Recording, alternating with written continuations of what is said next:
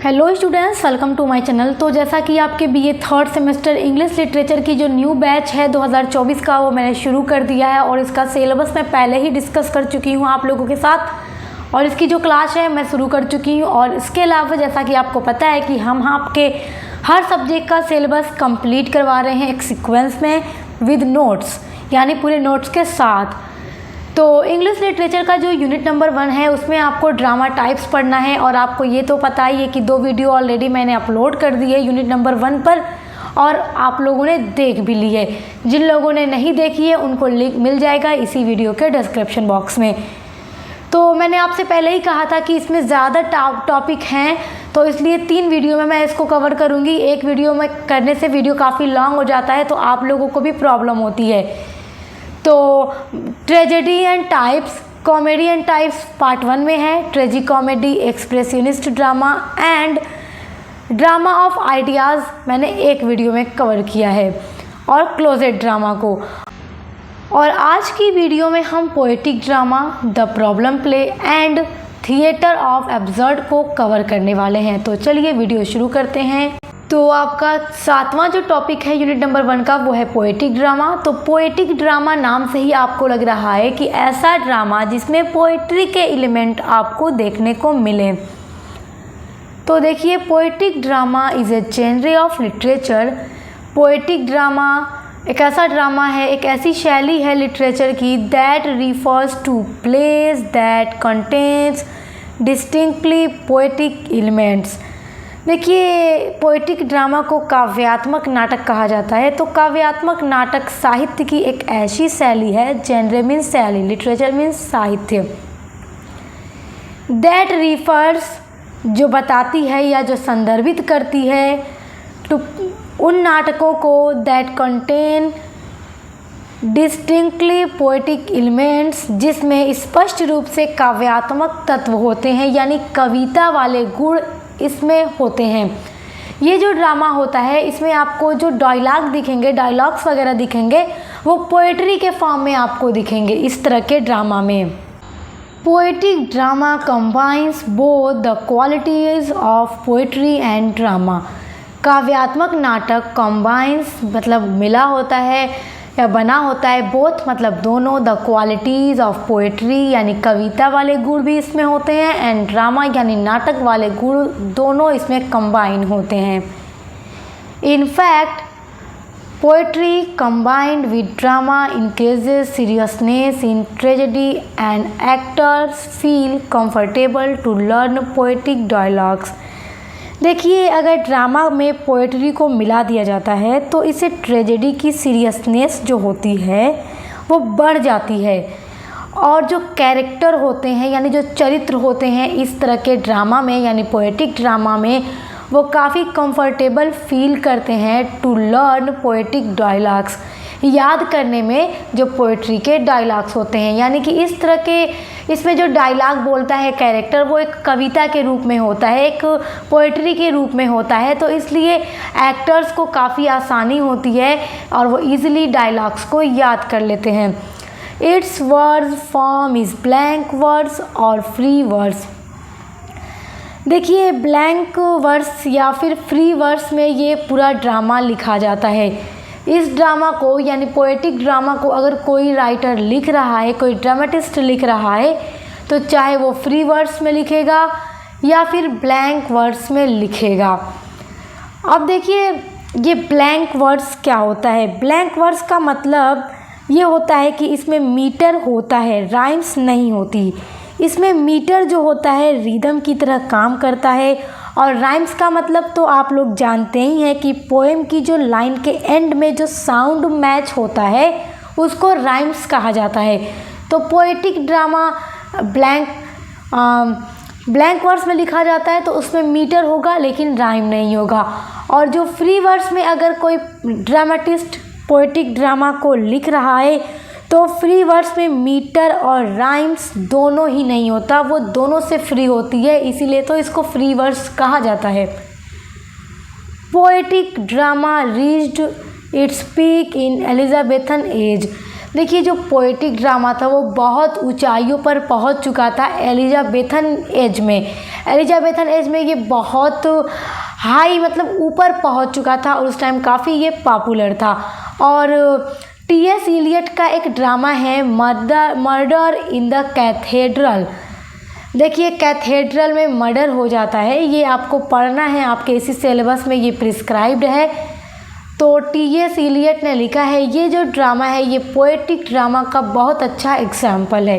देखिए स्टूडेंट्स, जो बहुत सारे स्टूडेंट्स मुझे ये कहते हैं कि मैम आप ये नोट का हमें PDF दे दीजिए, इसी नोट का, ये जो नोट आपके सामने है तो ये नोट्स मैं आपके लिए ही बनाती हूँ, तो मुझे PDF के लिए बच्चे कहते हैं, तो मैंने सोचा कि मैं आपको PDF भी सेंड करूँ। जो इंटरेस्टेड होंगे PDF में, जो चाहते हो कि वो अपने एग्ज़ाम की तैयारी अच्छे से कर सकें, तो उन्हें ये पूरा नोट्स यूनिट का मिल जाए, तो मैं एक यूनिट का कंप्लीट नोट 100 रुपये के अंदर में आपको प्रोवाइड कर दूंगी। बस आपको मेरे टेलीग्राम पर मैसेज करना है। यूज़र नेम आपको चैनल पे दिख रहा होगा स्क्रीन पर, सक्सेस मास्टर पॉइंट मेरा यूज़र नेम है। आप लोग इसी पर मुझे मैसेज करके डायरेक्ट बोलिएगा कि मैम हमें ये वाला यूनिट दे दीजिए, तो एक यूनिट का कंप्लीट नोट आपको 100 रुपये के अंदर में मिल जाएगा। अब है आपका द प्रॉब्लम प्ले। देखिए प्रॉब्लम मतलब क्या होता है? समस्या। प्ले मतलब नाटक। ऐसा नाटक जिसमें किसी समस्याओं के बारे में लिखा जाए, विचार दिया जाए, ठीक है। The problem play is one that represent a problem. जो प्रॉब्लम प्ले होता है वो विचारों पर जोर देता है, विचार देता है या समस्याओं के बारे में बताता है। रिप्रेजेंट मतलब प्रस्तुत करता है। ए प्रॉब्लम समस्या को, सोशल जो सामाजिक हों, पॉलिटिकल जो राजनीतिक वाली हों, डोमेस्टिक या घरेलू समस्या को, इकोनॉमिक या आर्थिक समस्या को, रेशियल यानी कि होता है जो प्रजाति से संबंधित समस्या हो उसको, मोरल नैतिक से रिलेटेड समस्या को, या एजुकेशनल यानी शिक्षा से संबंधित समस्या को, एक्सेट्रा। देखिए जो इस तरह की समस्याएं होती हैं तो उन सभी समस्याओं के बारे में ये जो नाटक होता है द प्रॉब्लम प्ले वो बताता है। विद द राइज ऑफ, देखिए प्रॉब्लम प्ले का जो उदय है कैसे हुआ, तो with the rise of the problem play. Problem play यानी समस्या वाले नाटक के उदय के साथ, राइज मतलब उदय, विद द राइज यानी उदय के साथ, बिगैन शुरू होता है द रियलिस्टिक ड्रामा। रियलिस्टिक मतलब होता है यथार्थवादी, ड्रामा मीन्स नाटक। तो प्रॉब्लम प्ले जब शुरू होता है तो उसी के उदय के साथ रियलिस्टिक ड्रामा की भी शुरुआत होती है।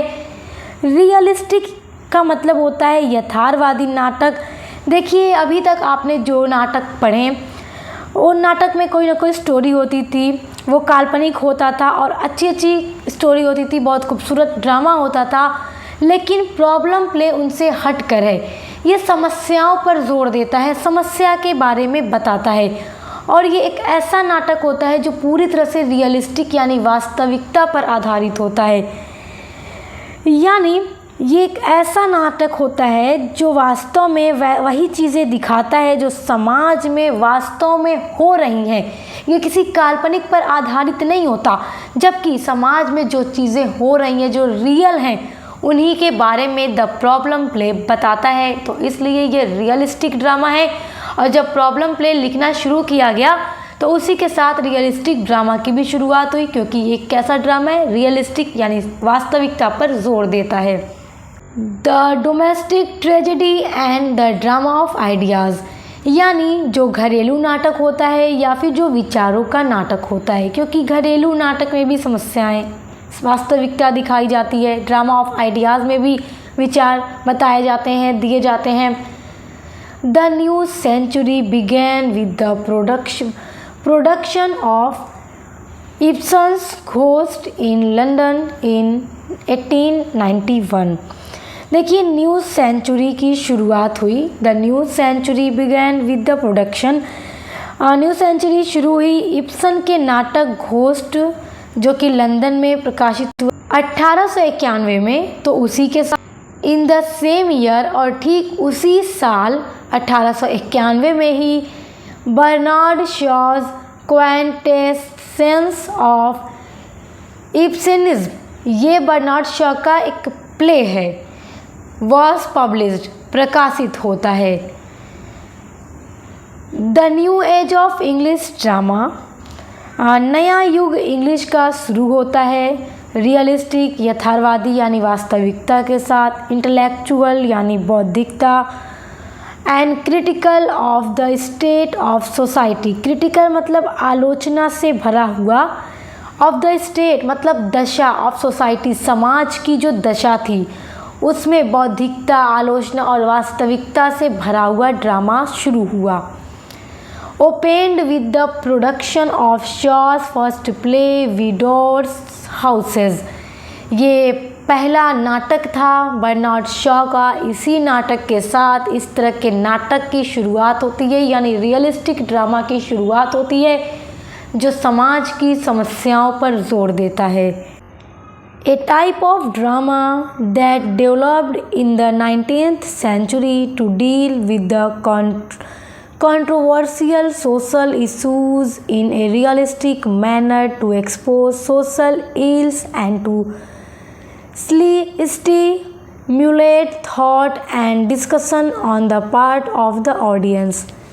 देखिए, ए टाइप ऑफ ड्रामा, ये इस प्रकार का नाटक है जो 19वीं शताब्दी में क्या होता है, डेवलप होता है, विकसित होता है। To deal with controversial social, जो विवादास्पद सामाजिक मुद्दों से यथार्थवादी तरीके से निपटने के बारे में बताता है, और जो सामाजिक बुराइयां हैं, सोशल इश्यूज जो हैं, उनके उन बुराइयों को उजागर करने और ऑडियंस की ओर से विचार विमर्श को प्रोत्साहित करने के लिए ऐसा नाटक विकसित किया गया था, ताकि समाज की बुराइयों को ख़त्म किया जा सके, ताकि जो चीज़ें रियलिस्टिक होंगी उन्हें दिखाया जाएगा, तभी वो चीज़ें क्या है, ख़त्म हो सकेंगी, और जो ऑडियंस होंगे वो प्रेरित हो सकेंगे। तो इसलिए ये ड्रामा 19वीं शताब्दी में विकसित किया गया। उम्मीद करती हूँ आप समझ गए होंगे। तो आपका जो नेक्स्ट है ड्रामा वो है द थिएटर ऑफ एब्सर्ड। ये एक तरह का ड्रामा होता है। तो द थिएटर ऑफ एब्सर्ड, इसको बहुत ध्यान से समझिएगा, वेरी इंपॉर्टेंट है ये आपके एग्ज़ाम के पॉइंट ऑफ व्यू से। तो सबसे पहले हम समझेंगे यहाँ पर थिएटर मीन्स क्या होता है एंड ऑब्जर्व मीन्स क्या होता है। तो पहले हम इन दोनों के मीनिंग को समझते हैं। Theatre, a area in which play and other dramatic performance are given. Theatre वह जगह होती है जहाँ ड्रामा को परफॉर्म किया जाता है ऑडियंस के सामने। एंड देखिए, अब्सर्ड का मतलब होता है नॉनसेंस, इलॉजिकल और इनएप्रोप्रिएट। यानी कि देखिए, अब्सर्ड का मतलब होता है जिसका कोई अर्थ ना हो, जो इलॉजिकल और नॉनसेंस हो, एकदम बेहुदा हो, जो मीनिंगलेस हो, जिसका कोई अर्थ ही ना निकले, उसे एब्सर्ड कहा जाता है। तो अब पढ़िए द थिएटर ऑफ एब्सर्ड। आप थिएटर समझ गए, एब्सर्ड समझ गए, तो अब द थिएटर ऑफ एब्सर्ड आप समझ गए होंगे। यानी थिएटर ऑफ एब्सर्ड का मतलब होता है ऐसा थिएटर जिसमें ऐसे ड्रामा परफॉर्म किए जाते हैं जिनका कोई मतलब ही ना हो, जिन ड्रामे का कोई अर्थ ही ना हो, कोई मीनिंग ही ना हो। यहाँ पर पॉइंट के थ्रू मैंने चीज़ों को नोट किया है, बस आप मेरी बातों को सुनिए और समझ जाइए। आप इनको पूरा एग्ज़ाम में इसी तरह से लिखिएगा। World War II was a global war that lasted from 1939 to 1945। देखिए, सेकेंड वर्ल्ड वॉर जो था, द्वितीय विश्व युद्ध, ये ग्लोबल वॉर था, पूरी दुनिया इससे प्रभावित हुई थी। बहुत खतरनाक युद्ध था, प्रथम विश्व युद्ध भी और द्वितीय विश्व युद्ध भी। तो हम थिएटर ऑफ एब्सर्ड पढ़ रहे हैं, तो हमें इसके बैकग्राउंड के बारे में जानना चाहिए। तो अब हम इसका बैकग्राउंड यहाँ से समझते हैं। देखिए, 1939 से 1945 तक द्वितीय विश्व युद्ध चला था। इसमें करोड़ों लोगों की जानें गई। Among the estimated 45 to 60 million people killed.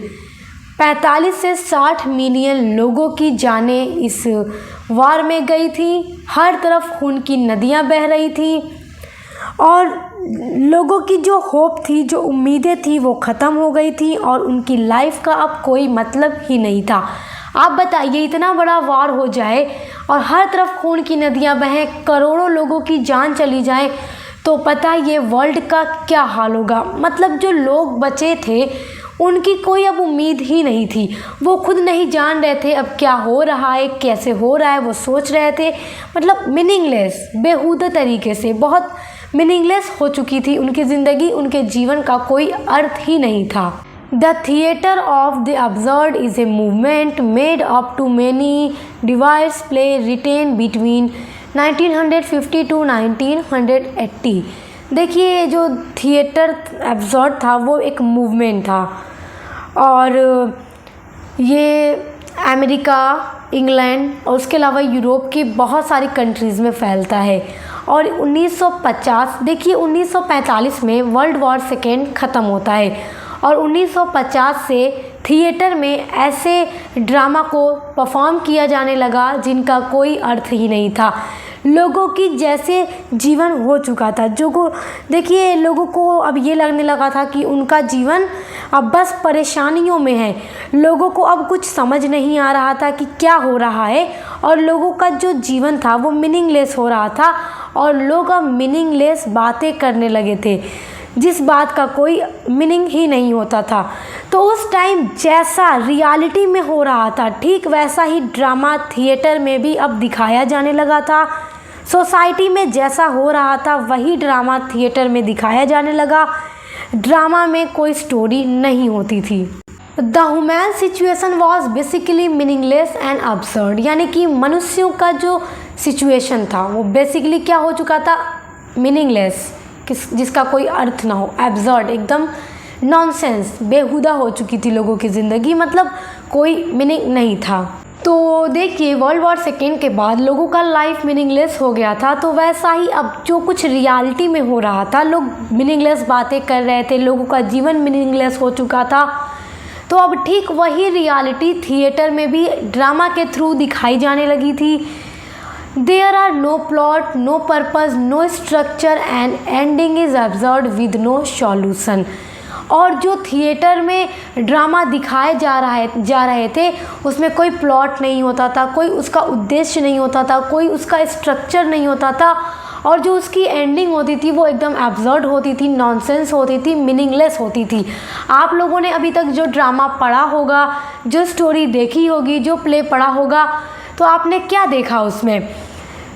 Ending कुछ ना कुछ होता है, मतलब उसमें कुछ प्लॉट होता है, स्टार्ट से एंड तक स्टोरी में कुछ ना कुछ आप देखते हैं। मगर थिएटर ऑफ एब्सर्ड में कुछ ऐसा नहीं होता था, एकदम मीनिंगलेस ड्रामा दिखाया जाता था थिएटर में। कोई उसका स्ट्रक्चर, प्लॉट, पर्पस नहीं होता था और एंडिंग भी नहीं पता चलती थी कि ये एंडिंग है। और ड्रामा में जो कैरेक्टर्स होते थे वो अजीब अजीब पागलों जैसी हरकतें करते थे और जो डायलॉग वो बोलते थे वो भी अजीब अजीब होते थे, जिनका कोई मीनिंग ही नहीं निकल कर सामने आता था। अब बात करते हैं जो ये एब्सर्ड वर्ड है, ये कब और किसने सबसे पहले यूज़ किया, किसने इसको विकसित किया, इसकी उत्पत्ति किसने की? तो देखिए, the term absurd is philosophical term.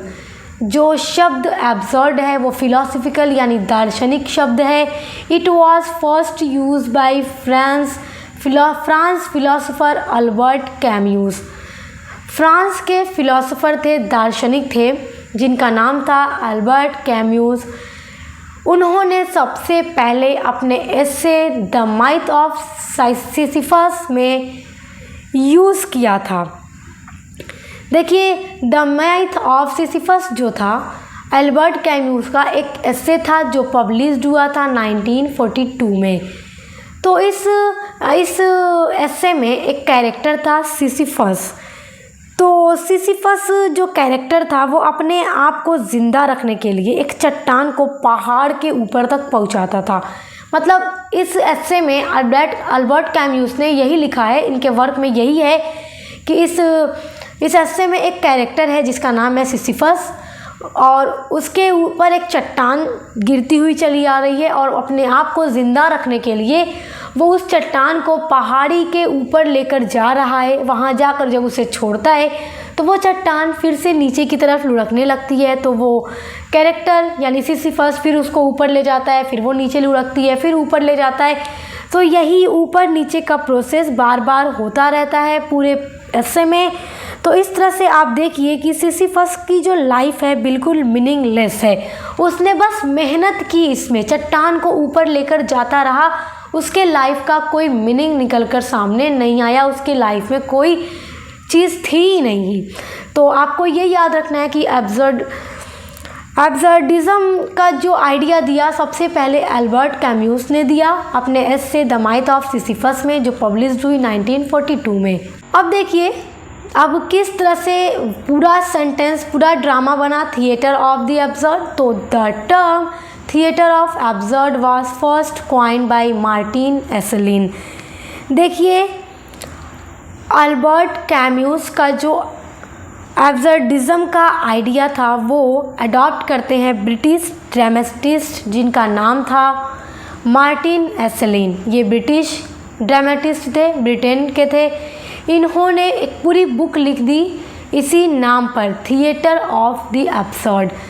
Martin Esslin in his book the theatre of absurd, जो पब्लिश हुई थी 1961 में।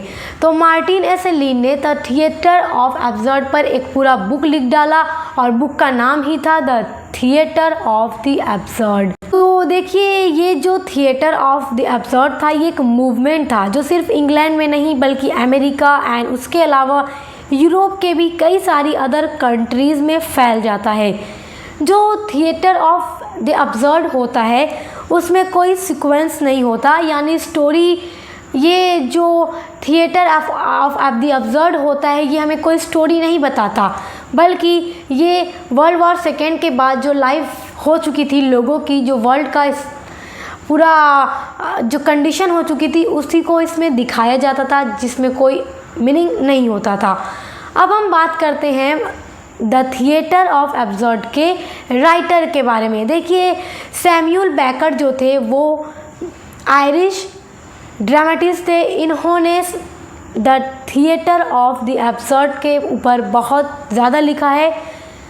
Samuel Beckett was born in Ireland. He was an Irish novelist, short story writer, play right, theatre director, poet and literary translator. Samuel Beckett जो थे Ireland के थे, उनका born Ireland में हुआ था लेकिन बाद में वो फ्रांस जाकर सेटल हो जाते हैं। सैमुअल बेकेट जो थे वो आयरिश नॉवेलिस्ट थे, शॉर्ट स्टोरी राइटर भी थे, प्ले राइट यानी नाटक भी लिखते थे एंड थिएटर डायरेक्टर भी थे, और इन्होंने थिएटर में बहुत ज़्यादा कंट्रीब्यूशन अपना दिया है। ये पोएट भी थे, उसके अलावा ये लिटरेरी ट्रांसलेटर भी थे। He wrote in both English and French. देखिए सैमुअल बेकेट आयरलैंड के थे तो उनकी जो नेटिव लैंग्वेज थी वो इंग्लिश थी, लेकिन जब वो फ्रांस में जाकर सेटल हो जाते हैं तो उन्होंने फ्रांस की लैंग्वेज यानी फ्रेंच में उन्होंने बहुत ज़्यादा अपना थिएटर लिखा है।